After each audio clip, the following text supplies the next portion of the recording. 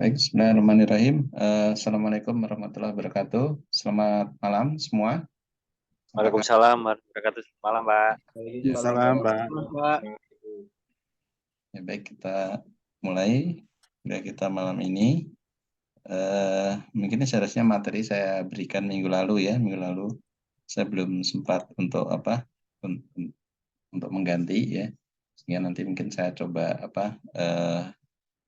cari lagi ya hari yang untuk supaya jumlah pertemuannya sesuai ya. Saya coba share.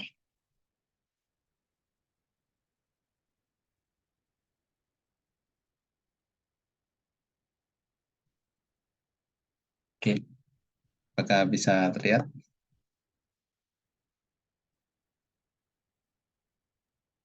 Ampun, Pak. Terlihat, Pak. Oke, ya.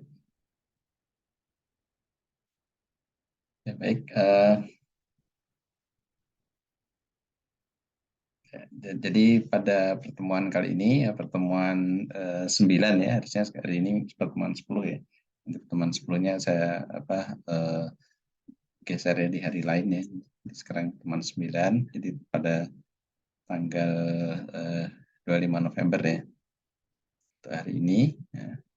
Nah, pada kesempatan kali ini saya akan mendiskusikan mengenai metode ya, metode dalam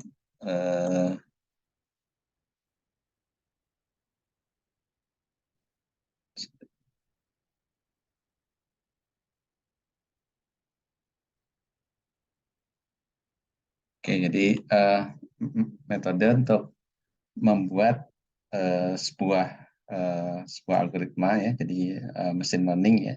Jadi yang mana dengan menggunakan mesin learning atau algoritma yang bisa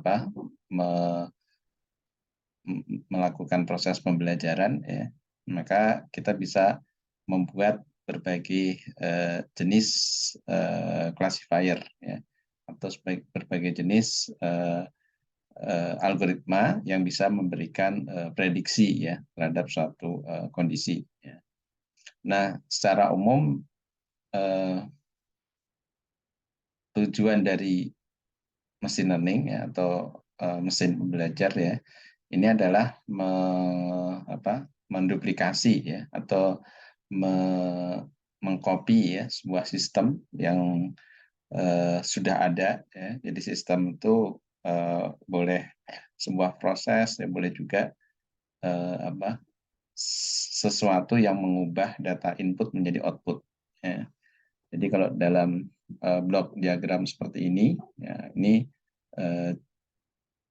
generator of input, maksudnya sumber data yang mana kita anggap sebagai data masukan ya, atau data awal ya.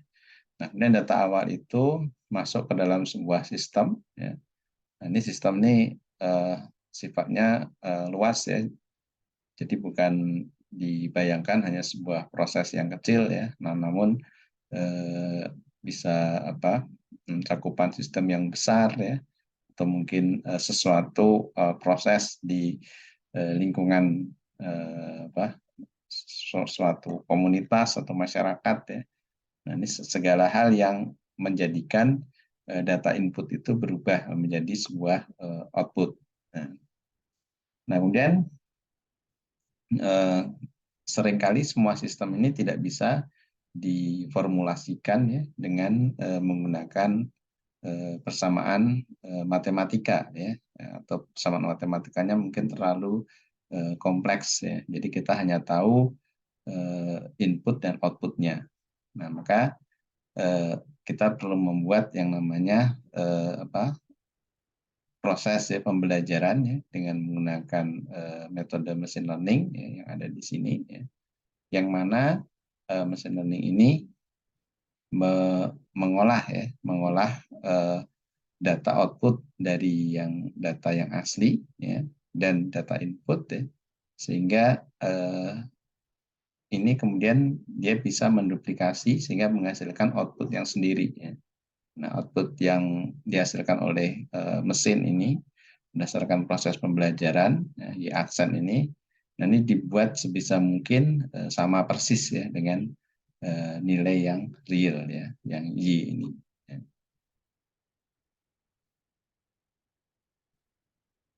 Sehingga kapan proses pembelajaran itu selesai?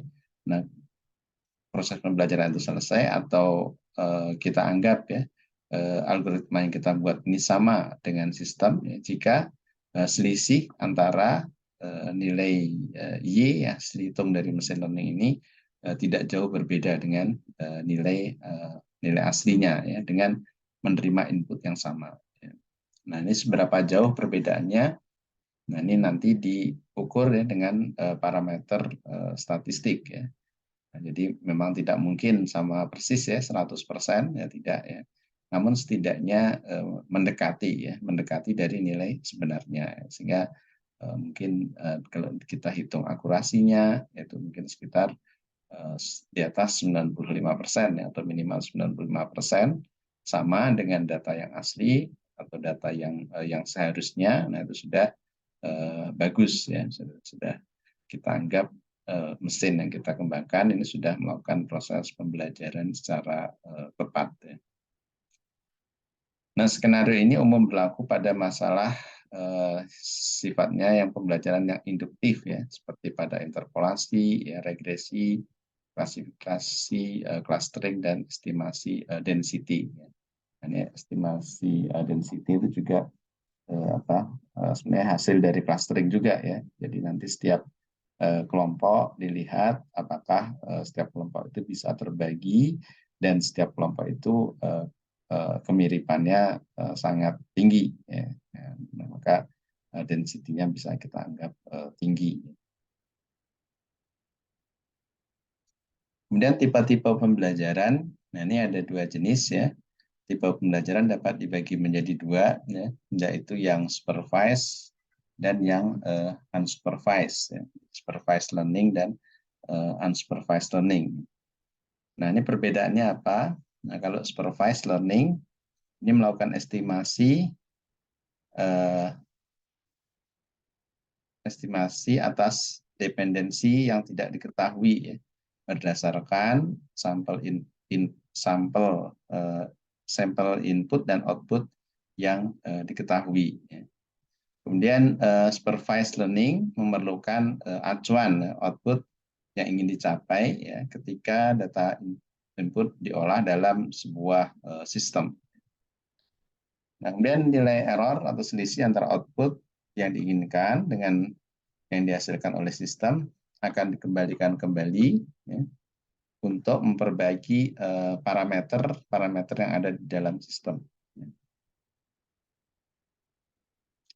Jadi kita mencari selisihnya ya, kemudian nilai selisihnya itulah nanti yang akan digunakan untuk memperbaiki output yang dihasilkan ya oleh algoritma agar sebisa mungkin sama ya dengan nilai output yang seharusnya ya.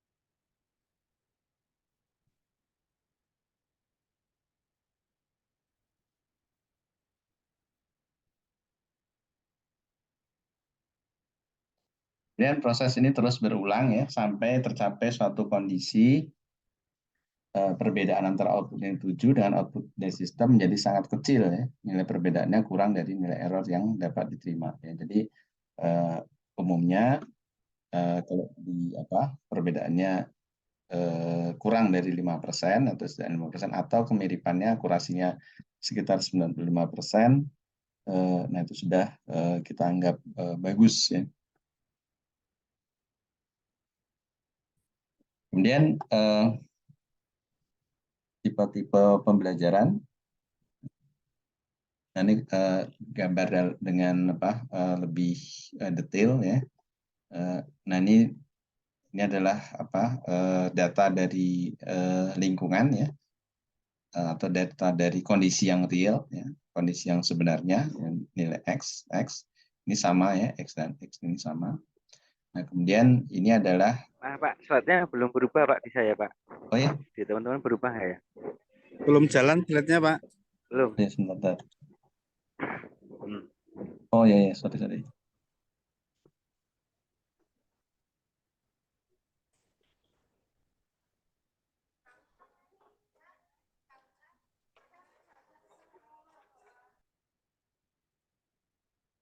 Ini sudah? Sudah, Pak. Sudah ya. Ya maaf nih saya pakai dua screen gitu. Oke. Iya, Pak. Nah ini kembali saya ulang, ini jadi yang lebih detail ya. Jadi ini adalah data-data yang besar dari lingkungan ya, atau dari kondisi yang real, kondisi yang nyata. Ya. Kemudian di sini nilai X-nya sama ya. Nah kemudian di sini ada kita anggap sebagai teacher ya. Nah, atau kalau tadi ini adalah sistem ya, sistem yang ini. Nah ini di sini sebenarnya sama saja ya. Itu adalah data yang kita gunakan sebagai acuan ya. Nah ini adalah sebuah blok proses ya. Proses dari sebuah sistem akan menghasilkan nilai Y ya. Nah ini kita ingin meniru ya apa yang dilakukan oleh blok teacher ini. Atau bisa juga ini kita anggap sebagai seorang pakar ya yang mempunyai pengetahuan ya, sehingga ketika diberikan data X maka nanti jawabannya Y ya. Atau merupakan sebuah sistem ya, yang kalau sistem yang itu menerima data X maka akan menghasilkan nilai Y ya. Nah kemudian nilai Y inilah yang ingin kita tuju ya. Nah, namun pada kondisi ini kita tidak tahu ya bagaimana proses pengolahan data yang ada di dalam blok teacher ini. Maka kita berusaha melakukan duplikasinya ya, dengan mencoba mengembangkan yang kita sebut sebagai learning system ini. Nah, learning system ini ketika menerima nilai X, maka dia akan menghasilkan nilai fungsi ya dari X dan W. Nah, W ini apa? Nah, W ini adalah bobot yang baru. Ya. Bobot yang baru, sehingga nanti diharapkan nilai F, fungsi X dan W, ini adalah sama dengan nilai Y. Ya. Kemudian di sini, kalau belum sama, ya, atau mungkin perbedaannya signifikan, ya cukup besar, maka errornya itu dikembalikan lagi ya sebagai error signal untuk mengupdate nilai W ini, bobot ini. Nah ini proses ini terus berulang ya, sehingga sampai suatu saat dua cabang ini nilainya berdekatan ya, atau selisihnya kecil ya, atau selisih dari Y minus fungsi dari X dan W ini sangat kecil sekali. Nah ini kalau digambarkan, ini jika ini kita anggap sebagai permukaan ya dari nilai error ini, selisih ini ya. Nah maka ada istilah yang namanya lokal minima, saddle point, kemudian global minima. Nah kita inginnya mencapai yang ini ya, global minima. Berarti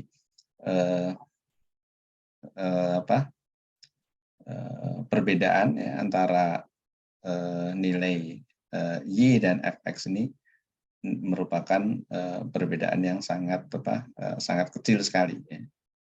Jadi kita ingin sampai di sini. Nah, maka nanti di dalam mengupdate nilai W, nah itu ada satu parameter lagi ya, namanya momentum ya. Nah, dengan menggunakan momentum maka proses iterasi perhitungan perulangan ini seperti memiliki energi tertentu ya. Jadi seperti bisa kita bayangkan bola atau kelereng ya.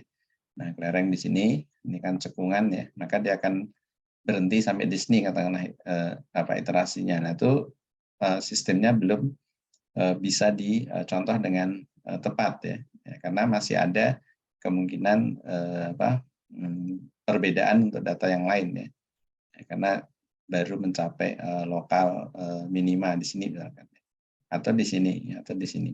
Nah itu proses iterasinya belum kita anggap sebagai proses yang selesai ya. Maka yang bola kelereng di sini nanti perlu momentum ya atau tambahan energi sehingga dia bisa melewati puncak ini ya. Jadi seperti kita dorong ya. Nah, kita dorong kelereng itu atau bola itu akan melewati ini sehingga nanti akan dia berjalan ya. Nah, ini kan perlu tenaga ya naik ya. Perlu tenaga naik kemudian akan jatuh ke titik yang paling bawah ya, yang global minimum. Sebaliknya juga kalau terjebak di sini ya di lokal minima, nanti kita perlu momentum juga yang cukup besar ya, parameter momentum cukup besar sehingga dia akan kelereng itu akan naik melewati bukit ini, turun, kemudian kalau di sini mungkin masih cukup momentumnya, kemudian otomatis akan turun lagi ke paling bawah. Nah ini sehingga proses iterasi ini sebisa mungkin menemukan ini global minimum ini ya, atau global minima ini agar bisa dipastikan bahwa parameter bobot ya yang digunakan ini sebenarnya persamaan linear ya digunakan di fungsi ini bisa menghasilkan nilai y atau bisa menghasilkan nilai f fungsi x dan w yaitu sama atau mendekati dengan nilai y. Nah, memang ini adalah suatu nilainya berapa ya, pastinya berapa, momentumnya berapa, nilai iterasinya berapa kali. Nah, itu memang perlu dicoba ya. Jadi tidak ada aturan yang pasti ya, karena setiap kasus ya, setiap permasalahan itu beda-beda ya. Jadi sangat tergantung karakteristik datanya maupun karakteristik dari arsitektur mesin learning-nya ya. Nah, jadi kalau proses iterasi itu beda-beda. Jadi kita memang ada unsur untuk kita mencoba-coba ya. Misalkan kita coba iterasi yang jumlah sedikit terlebih dahulu ya 100 kali misalkan. Nah, maka ini proses ini berulang 100 kali. Kemudian kita lihat ya apakah sudah mencukupi atau tidak ya. Ya memang kita menggunakan dua jenis syarat ya dalam proses iterasinya. Ya. Nah, mana yang lebih dahulu dicapai ya? Apakah jumlah maksimum iterasi ataupun jumlah maksudnya selisih ya, selisih atau nilai error ya dari nilai y yang dihasilkan dan nilai y yang menjadi acuan. Ya. Nah, mana yang lebih dulu ya? Apakah ini nilai kedua y ini atau nilai kedua fungsi ini sama lebih dahulu, ya, maka belum sampai katakanlah 100 kali iterasi, nah maka proses perulangannya iterasinya bisa dihentikan ya, karena sudah dianggap mencukupi ya nilai responnya itu serupa dengan nilai yang diinginkan, sama dengan nilai yang diinginkan, walaupun proses iterasinya belum sampai ke jumlah 100 kali iterasi. Nah, namun ada kasus lain juga, boleh jadi juga walaupun sudah diiterasi 100 kali, nah ini perbedaannya masih jauh ya, akurasinya masih rendah ya, karena masih 75%. Ya. Nah, kalau kita anggap tidak mungkin ya, bisa jadi berfluktuasi ya, jadi akurasinya tidak ada tren membaik ya ke 95% tadi atau ke 90%, ya, namun berfluktuasi ya, kadang 75, kadang 60%, kadang 75 lagi, kadang 60 lagi. Jadi tetap pada suatu nilai tertentu, nah, maka kita perlu pertimbangkan katakanlah untuk mengubah arsitekturnya ya, dari mesin learning-nya atau modelnya, atau kemudian juga menambah nilai momentum ya, misalkan kita mengadjust ya nilai parameter tersebut. Sehingga nilai dari akurasi atau perbedaan antara target dan output yang dihasilkan, yaitu mengarah pada nilai yang bagus ya, mendekati 100%. Walaupun mungkin agak susah ya mungkin itu ideal ya 100% ya.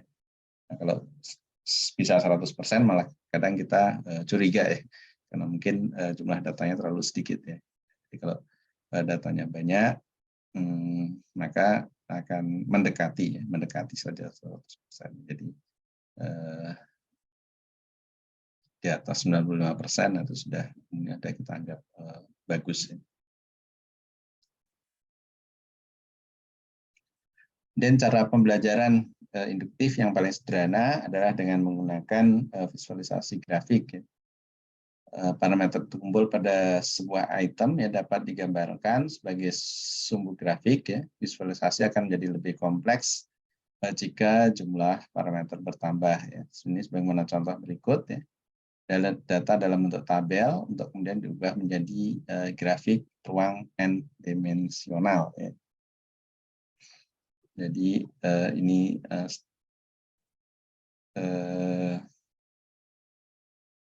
nah ini untuk satu jenis data ya. Yang kemudian kita ingin mengelompokkan ya, katakanlah jumlah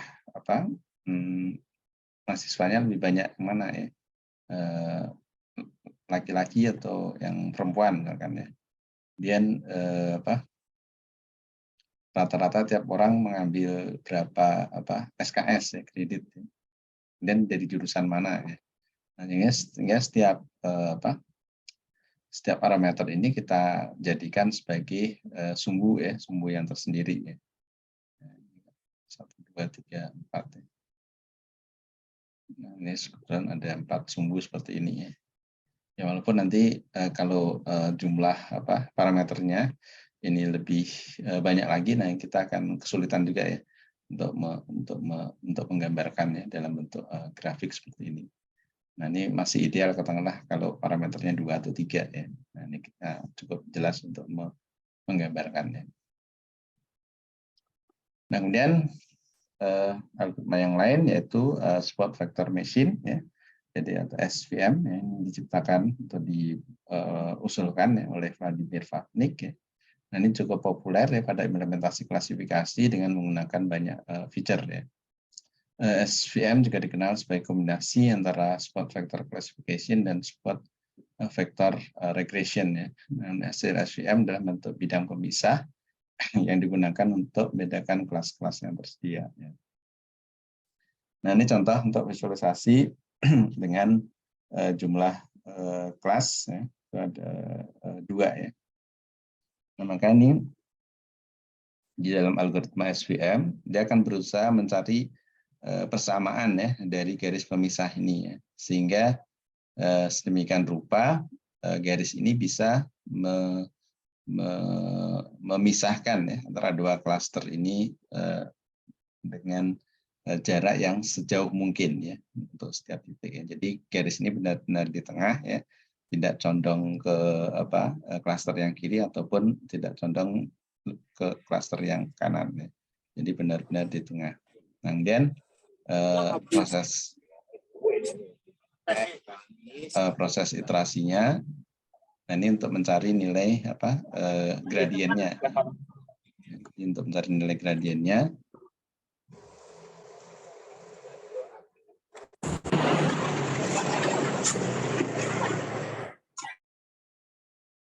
jadi untuk mencari nilai gradiennya apakah miring ke kanan atau miring kiri ya. Nah ini semua di proses iterasi ini akan mencari terus ya, sehingga sampai pada garis tertentu atau kemiringan tertentu data-data ini terpisah cukup jauh ya. Nah ini SVM ini termasuk yang supervised ya. Nah, jadi kita harus menentukan ya kalau di gambar ini mana yang masuk titik yang hitam ya, dan mana yang abu-abu ya. Jadi kita yang menentukan, nah, kemudian proses iterasi yang nanti akan mencari ya, garis pemisah. Nah, untuk SVM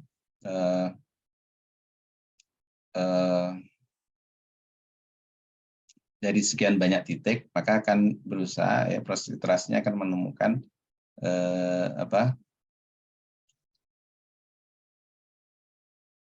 menemukan istilahnya support vectors. Ya.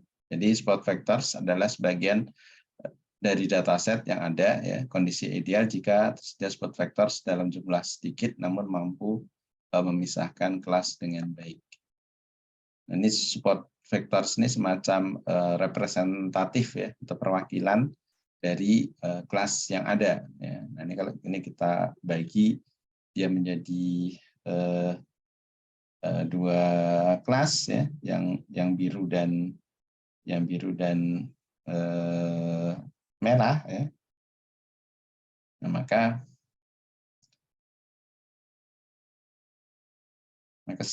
sebisa mungkin support vector ini bisa terpisah ya. Jadi ini kan supervise ya. Jadi kita udah tahu mana yang masuk yang kelas biru dan mana yang kelas yang merah ya. Nah, ini kita ingin mencari garisnya ini. Ya. Nah, kemudian pembedanya apa? Nah, pembedanya, nah ini salah satunya nilai persamaan linear ya, dari W X plus B. Nah, ini adalah positif ya, berarti yang sebelah sini ya nilainya positif. Kemudian yang sebelah sini, nah itu nilainya negatif ya. Nah, ini harus dengan menggunakan nilai bobot dan koefisien yang sama. Ya. Jadi semua daerah yang ada di sini ini harus dipastikan nilainya negatif yang di bawah sebelah kiri dari garis pemisah. Dan yang di sebelah kanan itu nilainya harus semuanya positif. Dan kemudian jarak dari titik ini ke garis pemisah. Nah, ini kalau bisa sejauh mungkin ya. Ya walaupun tidak bisa ya kondisi seperti ini ya.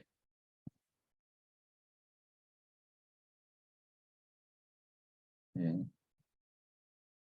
Nah, kemudian garis ini kita kenal sebagai hyperplane ya, dari SVM. Ya. Maka fungsinya seperti ini ya, fungsi dari separation model, misalnya persamaan linear ya.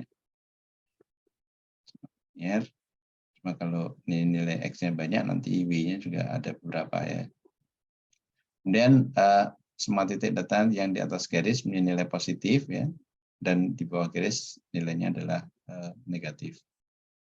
Nah, ini dicoba-coba ya, apakah seperti ini ya, seperti ini ya. Nah, sebenarnya sudah bisa memisahkan ya. Nah, cuma apakah bisa dipastikan ini semua titik ini berada pada posisi yang terjauh ya dengan garis ini. Sehingga antara 1 dan 2 ini harus kita cari melalui proses iterasi ya. Dan ini nilai bobotnya ya. Nilai V ya, koefisiennya. Ya. Sehingga sangat mungkin ada banyak nilai koefisien untuk bobot. Nah, ini kalau sudah tercapai proses pemisahannya, maka segala titik yang ada di sini nilai fx-nya 1. Ya. Demikian juga sebaliknya, yang di sebelah kiri nilai fx-nya adalah -1. Ya. Nah, ini untuk kasus 2 kelas ya. Nah, bagaimana kalau jumlah kelasnya lebih ya, lebih dari 1 ya. Ini kalau kelasnya 2, misalkan kita ingin mengklasifikasi, kita punya sistem prediksi hujan dan cerah misalkan ya. Ini kan 2 ya, hujan dan cerah ya. Ini kalau misalkan klasifikasinya banyak ya, misalkan ada hujan, cerah, ya, kemudian mendung ya, atau mungkin hujan lebat ya, misalkan ya. Nah, itu kan sudah 4 ya, sudah 4 kelas ya. Nah, ini bagaimana caranya? Nah, caranya kita harus punya 4 hyperplane ini, 4 hyperplane ya, atau 4 persamaan ya. Kemudian masing-masing hyperplane itu memisahkan antara kelas yang dituju dan yang bukan ya. Misalkan tadi hujan dan tidak hujan ya, mendung dan tidak mendung ya. Kemudian hujan lebat dan tidak hujan lebat misalkan. Nah, kita harus buat masing-masing seperti itu. Nah, kemudian nanti baru kita buat semacam ini ya, overlap ya antara satu area dengan area yang lain ya untuk masing-masing parameter atau kondisi tadi. Untuk yang multi class ya. Kemudian ada istilah slack variable ya. Di slack variable adalah nilai jarak yang ditoleransi yang menunjukkan ada suatu titik berada di area kelas yang lain ya. Nah, ini kemungkinan ada beberapa titik ya yang benar-benar tidak bisa berada di daerah yang seharusnya ya. Nah, ini semacam nilai toleransi ya. Jadi ini ada beberapa titik ya. Nah, misalkan ini yang hitam ya. Nah, yang hitam harusnya kan di sini ya. Nah, tapi dia melewati garis ya. Nah, namun nilai ini diharapkan kecil ya. Masih diperbolehkan, namun diharapkan nilainya kecil ya. Nah, ini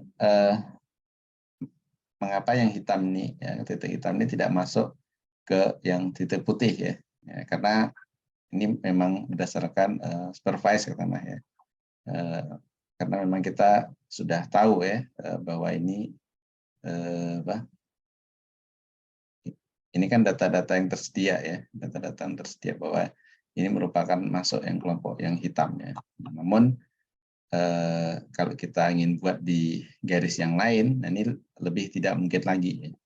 Ini adalah satu-satunya garis yang bisa dibuat untuk memisahkan area yang titik putih ini dan ada titik hitam dan titik yang putih. Ya. Jadi ini sudah maksimal ya. Nah, ini kalau kita putar misalkan garisnya, maka akan lebih banyak lagi ya yang titik hitam yang berada di kelompok putih ataupun demikian sebaliknya titik yang putih berada di area yang titiknya hitam.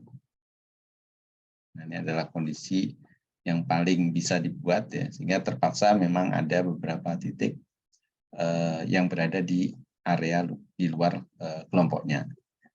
Nah, ini masih bisa ya untuk ditoleransi. Nah, kemudian setelah SVM, nah ini ada yang kita kenal sebagai KNN ya, Nearest Neighbor Classifier. Ya. Nah, ini algoritma Nearest Neighbor ini menghitung batas-batas kelas secara lokal ya. Kemudian pengembangan anggota setiap kelas dengan meningkatkan jumlah anggota setiap kelas. Nah, ini contohnya seperti ini ya. Kita harus menentukan ya nilai K-nya itu berapa ya. Nah, ini K1 atau yang K-nya 4 ya. Ini sebenarnya sama titiknya ya, sama titiknya. Nah, ini kalau K-nya 1, maka dicari satu titik yang terdekat ya dari sebuah posisi tertentu atau sentroid tertentu. Nah, namun kalau K-nya 4, ya, maka dia akan mencari 4 titik yang terdekat. Nah, maka keempat titik yang terdekat itulah nanti yang kita anggap sebagai satu kelompok ya, satu klaster. Ya.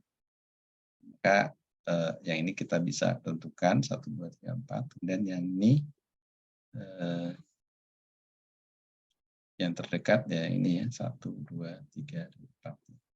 Maka ini dianggap sebagai satu klaster ya. Jadi kita menentukan berdasarkan berapa banyak ya titik yang kita inginkan ya, kita anggap sebagai titik yang terdekat. Kemudian pengelompokan data baru berdasarkan jarak terdekat dari kelompok yang sudah diberi label sebelumnya ya, atau data training. Nah, KNN disebut juga sebagai lazy programming ya, jadi lazy algorithm ya, jadi algoritma yang mungkin malas ya, karena tidak membentuk model berdasarkan persamaan, namun hanya berdasarkan kedekatan dengan titik data sebelumnya ya. Jadi yang dicari titik terdekat ya. Nah, jadi tidak ada persamaan ya, sebagaimana yang SVM tadi ya. Yang SVM tadi kan ada ada persamaan ya, persamaan linear ya. Nah ini tidak ada nih seperti di voting ya, voting ya. Ini contohnya nih misalkan kita menggunakan Euclidean distance ya, untuk mengukur jarak ya. Dan misalkan kita mulai dari sini ya, sentroidnya sampai 1 dan 2 ya. Nanti kita tetapkan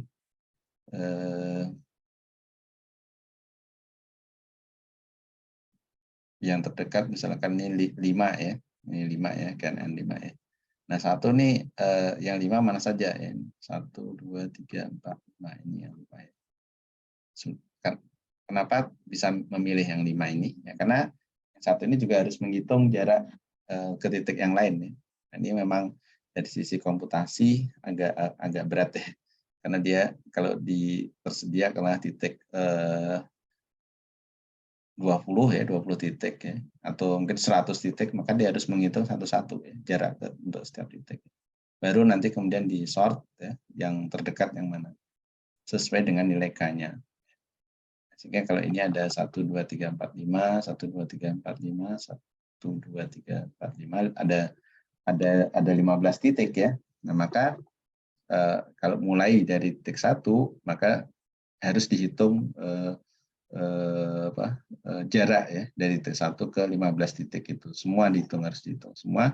Nah, kemudian kita pilih yang karena ini K-nya adalah 5, maka dipilih yang 5 yang terdekat ya. Jadi ini kebetulan semuanya merah. Nah, sehingga kita nyatakan bahwa posisi di 1 ini termasuk kelompok yang merah. Ya. Nah, bagaimana kalau 5 titik terdekat itu bercampur ya, tidak hanya merah saja. Nah, seperti yang titik yang kedua ini kita ada input 2, kemudian tinggal mencari yang terdekat siapa saja ya. Nah, untuk warna merah, biru dan hijau ini kita yang memberi ya, karena ini supervise. Jadi kita sudah menentukan ya, posisi sini adalah punya merah, posisi ini biru, posisi sini punya hijau ya, hijau. Nah, kalau ada input atau kita diminta ya di titik 2 ini ikut klaster yang mana, kelompok yang mana. Maka kita cari jarak dari titik 2 ke semua titik. Kemudian kita pilih sesuai dengan jumlah K-nya. Ya. Nah, ini kalau K-nya 5, maka kita cari yang 5 terdekat dari titik 2. Nah, ini kita dapatkan ternyata ada 3 titik hijau, ya. 1 biru dan 1 merah. Ya. Nah, nanti tinggal di vote ya, diputuskan ya. Ini lebih dekat ke 1 titik merah, lebih dekat ke 3 titik hijau, dan lebih dekat ke 1 titik biru. Sehingga posisi 2 ini akan kita kelompokkan ya sebagai kelompok yang hijau ya. Ya, karena jumlahnya lebih banyak. Nah, bagaimana nanti kalau misalkan sama ya? Nah, sama mungkin kita harus punya algoritma lagi ya untuk memilih ya salah satu dari 2 yang sama ya. Mungkin bisa berdasarkan akumulasi jaraknya, mana yang kira-kira paling pendek ya, atau paling sedikit.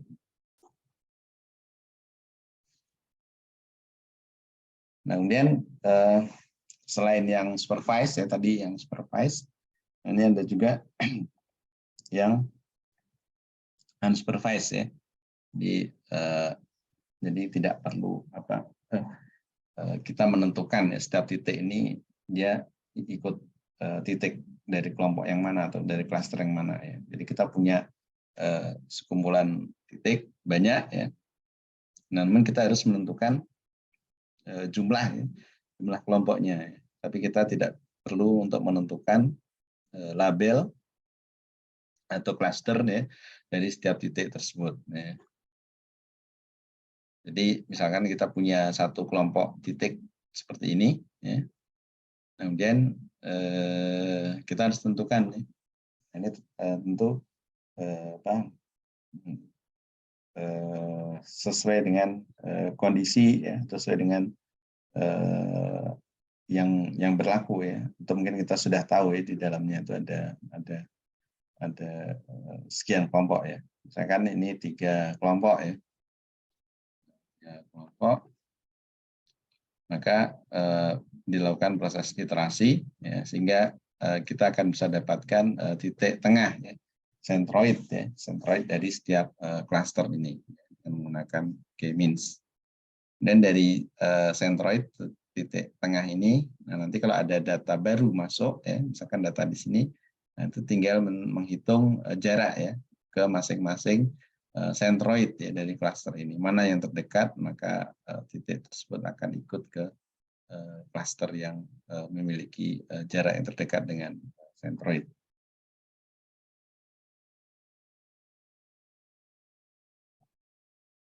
Ya, jadi misalkan ini kita punya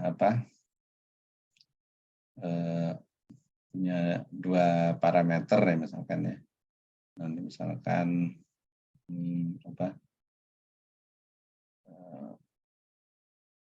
untuk kelulusan ya. Nah, ini kelulusan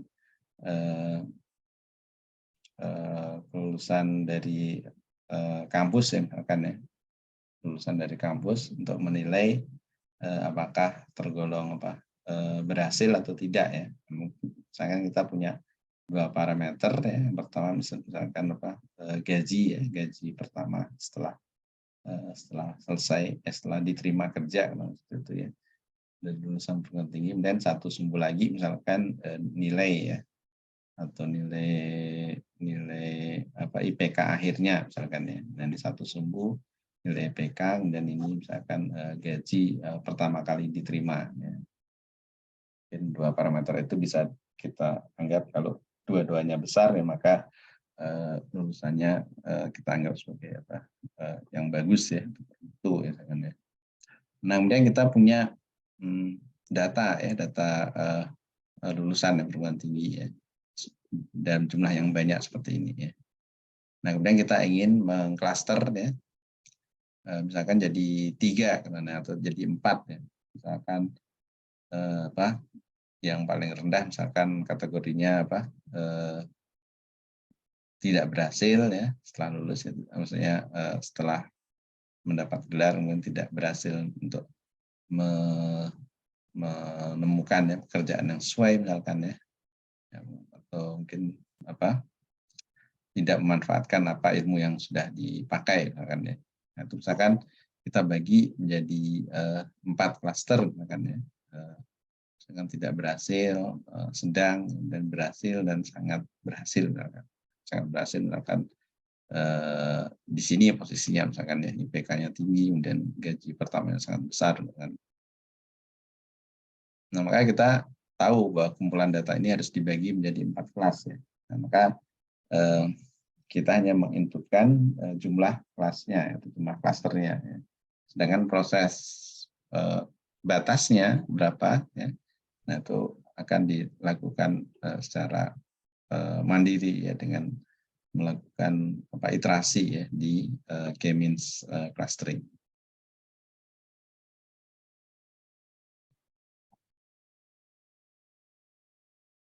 Nah, proses clusteringnya seperti apa? Nah, proses clusteringnya ini untuk yang K-means ya. Nah, jadi misalkan kita punya dataset, ya, nah ini datasetnya kebetulan sedikit ya. Jadi angka 2, 8, 3, 6, 10, 12, dan 20. Ya. Ini dataset yang ada. Ya. Kemudian kita ingin dataset ini bisa dibagi ya menjadi 2 klaster ya, dan tentukan nilai batas di antara 2 klaster tersebut.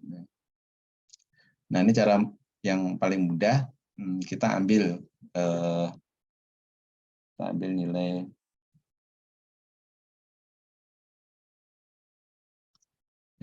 nilai minimum ya, minimumnya dan maksimumnya. Ya. Nah, ini sebagai centroid awal ya. Jadi titik tengah awal ya, untuk klaster 1 dan 2. Ya. Kalau misalkan klasternya 3, nah ini kita bisa sort ini data ini, kemudian data itu kita sort misalkan dari yang paling kecil sampai yang paling besar ya nilainya ini. Nah, ini kalau klasternya 3, nah berarti kita ambil yang paling besar, paling kecil, dan tengah-tengah sebagai awal mula untuk centroid. Mungkin juga kalau klasternya 4 ya, maka interval data dari yang minimum sampai maksimum kita bagi 4.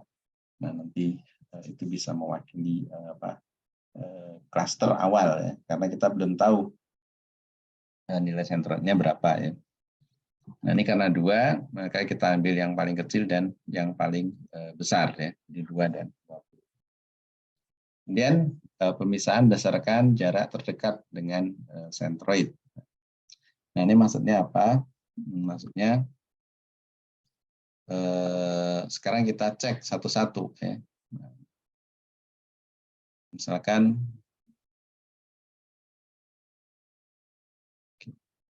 ini 8 ya. Nah, 8 ini apakah ikut klaster 1 atau klaster 2? Nah, caranya kita mencari Euclidean distance ya, dengan nilai centroid yang sudah ditetapkan di sini ya. Jadi 8 minus 2 ya. Ini Euclidean distance ya. Berarti 6 ya. 6 kuadrat ya. 6 kuadrat dengan 36 ya. Dan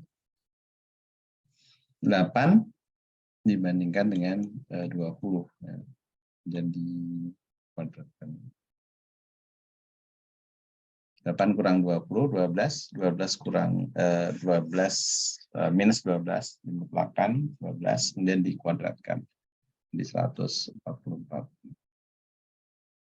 Nah, ini kita lihat selisihnya lebih kecil mana ya. Kalau ada 8 ya, apakah dia ikut ke klaster 1 atau klaster 2 ya. Nah, ini kalau ke klaster 1 jaraknya hanya 36 ya. Kemudian kalau ikut ke klaster 2, nah ini jaraknya adalah 144 ya. Nah, tentu nilai 8 itu lebih dekat ke klaster 1 ya. Sehingga nilai 8 dimasukkan di sini di klaster 1 ya. Nah, kemudian kita lihat selanjutnya untuk 3 ya. 3 ikut ke klaster 1 atau klaster 2 ya. Nah, ini 3 kurang 2 itu 1 kuadrat 1 ya. Kemudian 3 dikurang 20 ya. 17 ya. 17 kuadrat. Nah, itu jauh lebih besar ya. Jauh besar dibandingkan jarak ke klaster 1 ya.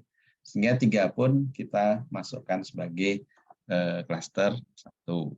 Kemudian 6 ya, 10 juga ya. 10 lebih dekat ke 2 ya. Nah, lantas yang 12 ternyata tidak lebih dekat ke 2 ya. 12 lebih dekat ke 20 ya, sehingga dia masuk ke klaster 2 ya. Nah, kemudian ini kita sudah bisa memisahkan dataset tadi menjadi 2 kelompok ya. Nah, apa yang kita lakukan? Nah, kita lakukan adalah membuat atau menghitung sentroid baru. Ya. Jadi mula-mula kita gunakan 2. Ini karena sudah ada anggotanya banyak, maka kita hitung rata-rata yang baru. Jadi, tidak lagi 2, tapi ini rata-rata yang baru 5,8. Kemudian ini juga tidak lagi 20, ya, namun rata-rata dari 12 dan 20. Ya. Jadi 12 tambah 20 bagi 2 adalah 16 ya. Ini kan 32. Nah, kemudian dengan menggunakan sentroid baru ini yang menggantikan inisiasi sentroid yang awal, sudah diganti dan di-update ya. Maka kita lakukan proses yang sama. Ya, jadi kita cek mulai dari 1, 2, 8, 3, 6, 10, 12, dan 20. Ini lebih dekat kemana? Ya. Lebih dekat ke sentroid yang 5,8 atau yang 16. Akan kita coba 2. Nah, 2 ke 5,8 tentu lebih dekat ya. Selisihnya sekitar 3,8 ya. Nah, kalau ke 16 lebih jauh ya. Jadi selisihnya sekitar 14 ya. Sehingga otomatis 2 itu masuk ke klaster 1 ya. 8, 3, 6 dan 10 ya. Nah, ini masuk klaster 1. Kemudian yang klaster 2 juga dengan menggunakan sentroid yang baru yang 16 ya. 12 kurang 16 berapa? 4 ya. Jaraknya 4. 12 ke 5,8. Nah, ini berapa? Berarti 6,2 ya. Nah, 6,2 dan 4 lebih dekat mana ya? Tentu lebih dekat yang jaraknya ke 16 ya, hanya 4. Maka 12 ikut klaster 2 ya. Nah, sehingga kita dapat seperti ini ya. Nah, kemudian setelah kita cek ya, semua data-data itu sudah terpisahkan ya, apakah di klaster 1 atau klaster 2 ya. Kemudian kita hitung rata-rata lagi ya, rata-rata lagi. Dan ternyata rata-ratanya sama ya, tidak ada perubahan ya. Nah, kalau sudah tidak ada perubahan, maka kita anggap selesai ya. Nah, karena sentroid yang dihitung di sini nilainya sama dengan di sini. Ini untuk yang klaster 2 itu 16 ya. Ini sama 16 di sini ya. Kemudian 5,8 sama di sini. Nah, ketika nilai sentroid ini tidak berubah ya, dan tidak berubah, maka iterasinya itu selesai ya. Jadi kita tidak perlu lagi memeriksa lagi ya 2, 8, 3, 6, 10, 12 ini masuk yang mana, klaster 1 atau 2. Nah, tidak perlu lagi karena ini sudah sudah stabil ya. Iterasinya sudah selesai untuk clustering.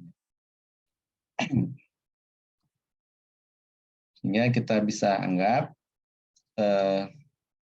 sentroid dari klaster 1 itu 5,8 dan sentroid dari klaster 2 adalah 16. Ya, kalau kita buat garis lurus ya.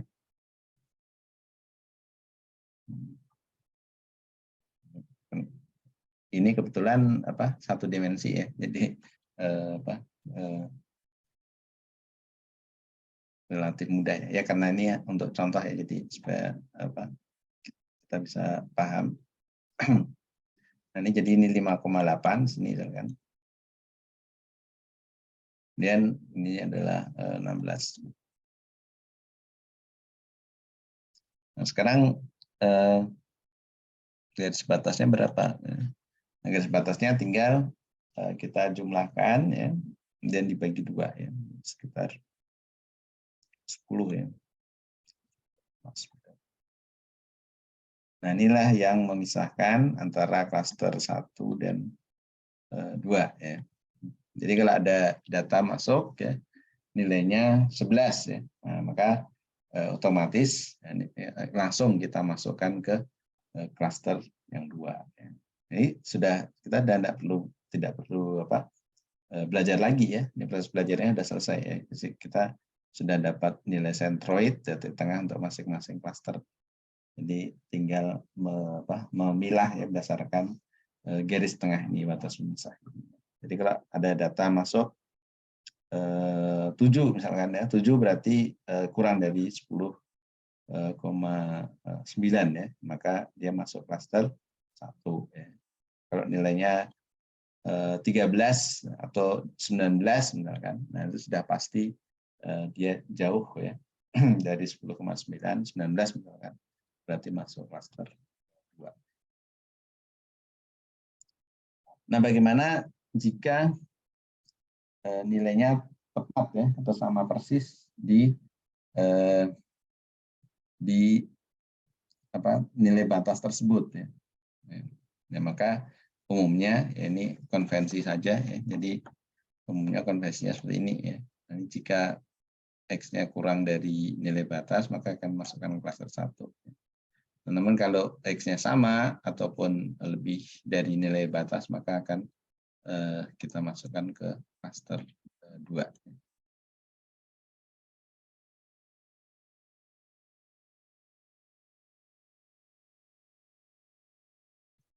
Oke.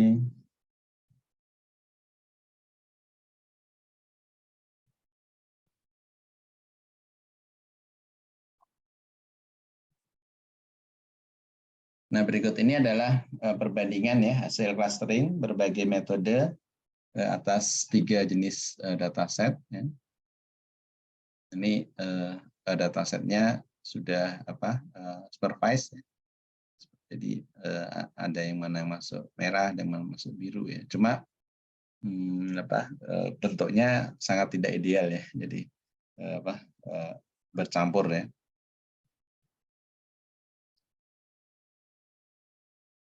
Oke. Kemudian kalau kita gunakan berbagai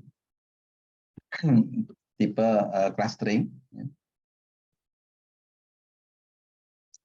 Apa yaitu nearest neighbors, ya, linear SVM, kemudian radial basis function, ini tipe SVM juga ya, dan menggunakan Gaussian ataupun decision tree. Nah, ini kita lihat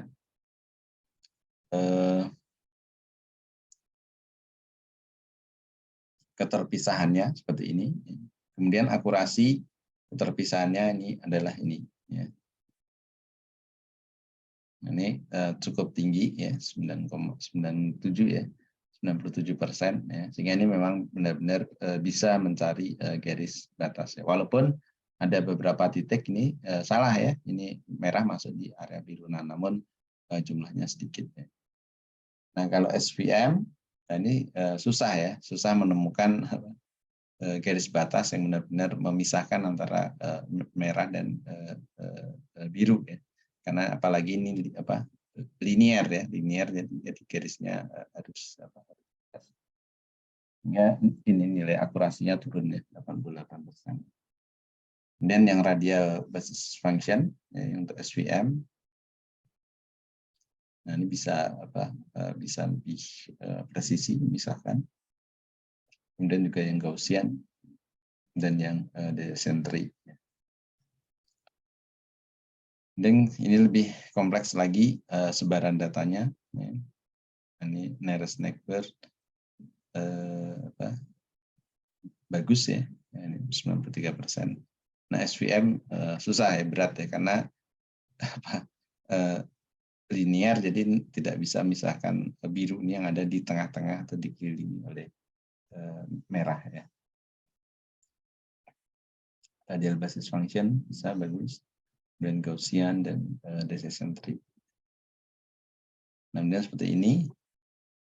Nah, ini keterpisahannya linear ya, dan data dari kelompok merah yang bercampur ke kelompok biru dan demikian juga sebaliknya tidak banyak ya, cukup sedikit ya, sehingga bisa lebih tepat ya memisahkannya, baik yang nearest neighbors maupun yang linear ya. Dan yang radial basis function dan juga yang Gaussian, dan terlebih lagi yang decision tree.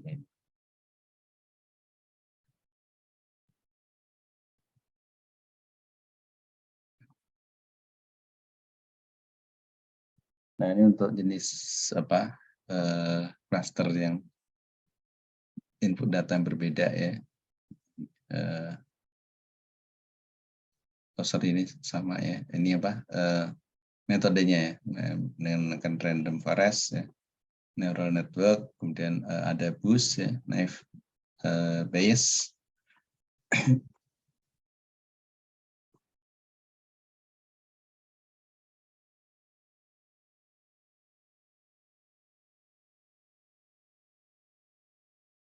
Dan quadratic discrimination analysis ya, QDA. Nah ini hasil-hasilnya ya. Nah nanti kita dalam apa pemilihan model machine learning memang seperti ini ya, kita coba beberapa metode ya, apalagi dengan menggunakan apa metode-metode saat ini ya, menggunakan tools ya.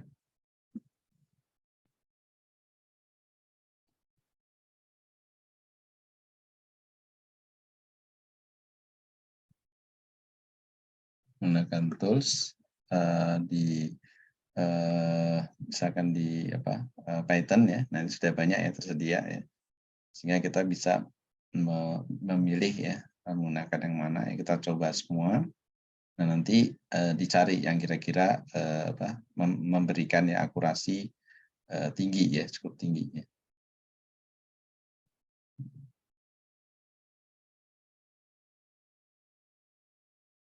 Nah, ini kita bisa lihat bahwa ini sangat tergantung sekali ya dengan karakteristik datanya ya. Jadi memang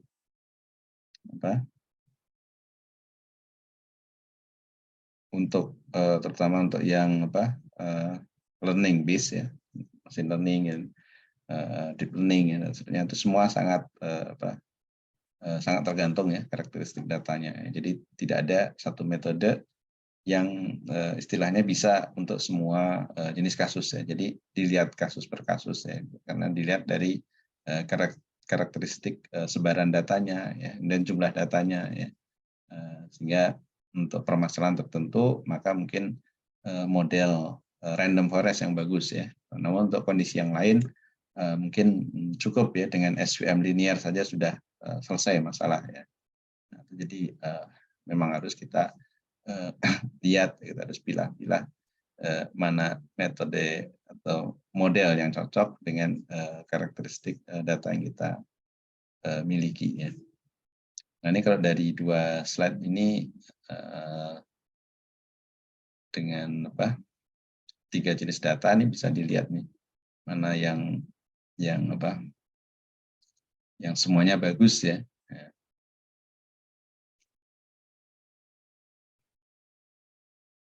Semuanya bagus, neural net ya, neural net dan neural net dan nearest neighbors, dan mungkin ya mungkin itu ya. Yang lain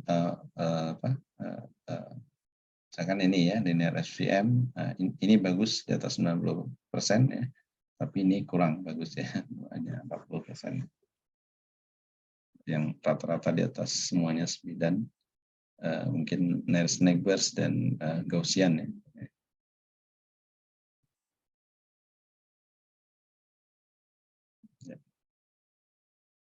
Ya mungkin sampai di sini ada yang ditanyakan atau didiskusikan.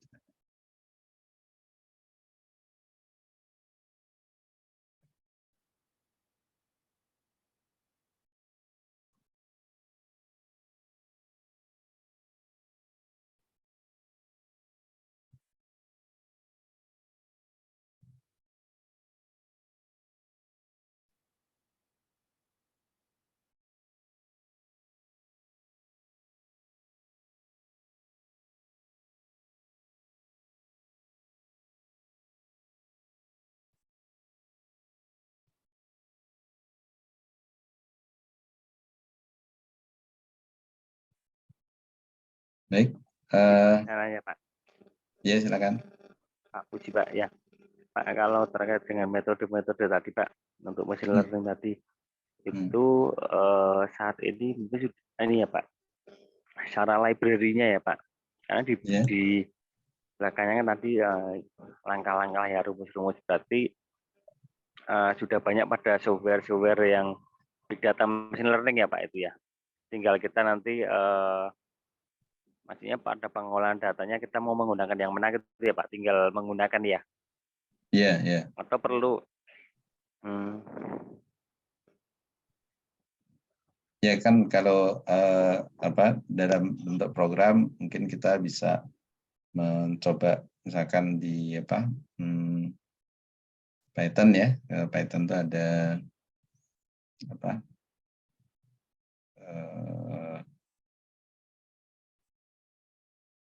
scikit-learn ya kalau tidak salah ya. Itu sudah ada fungsi-fungsinya ya.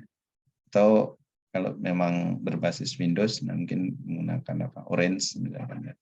Nah, itu lebih kelihatan lagi ya untuk bidang clustering. Jadi tergantung ya kita menggunakan toolsnya apa ya. Namun secara konseptual metode-metode itu sebaiknya dicoba semua ya. Jadi kira-kira mana yang berpotensi ya. Mungkin yang bisa digunakan untuk membedakan antara supervised dan unsupervised-nya ya. Nah, jadi misalkan kalau kita sudah tahu atau kita punya data yang kira-kira tiap data itu ada labelnya atau ada atau kita sudah tahu satu data ini masuk ke cluster yang mana ya. Nah, kita bisa pakai yang supervised ya. Supervised, nah ini pilihannya cukup banyak ya, ada SVM, ada neural network ya. Kemudian ada yang supervised.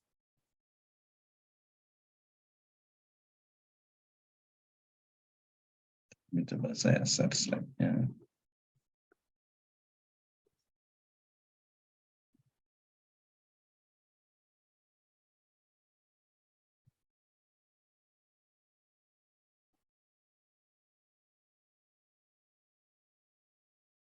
Nah, ini ya.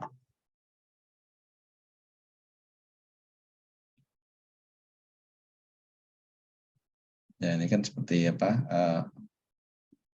nearest neighbor ya.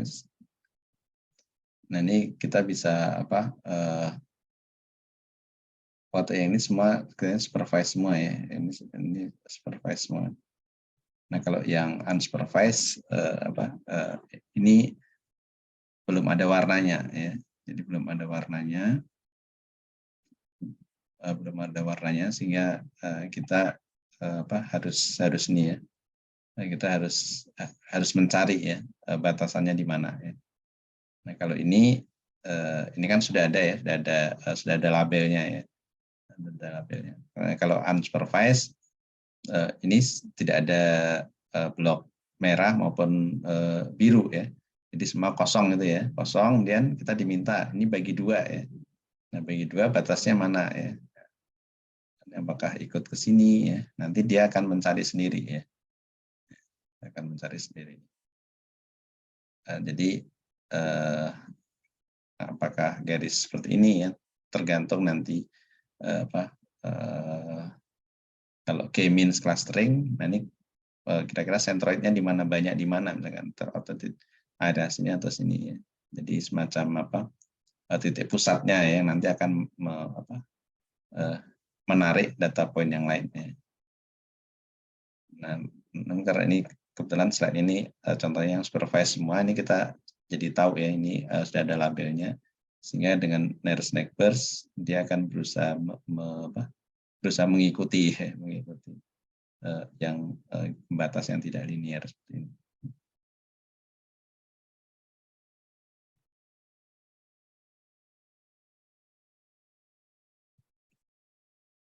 Ya, mungkin demikian, Mas. Terima kasih, Pak. Ya.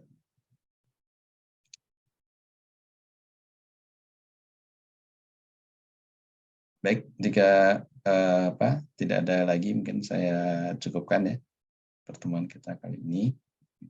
Terima kasih atas kehadirannya semua. Ya. Saya tutup. Sekian, terima kasih. Assalamualaikum warahmatullahi wabarakatuh. Selamat malam. Waalaikumsalam warahmatullahi wabarakatuh. Pak, terima kasih Pak. Ya, makasih. Selamat malam. Terima kasih Pak. Ya, sama-sama.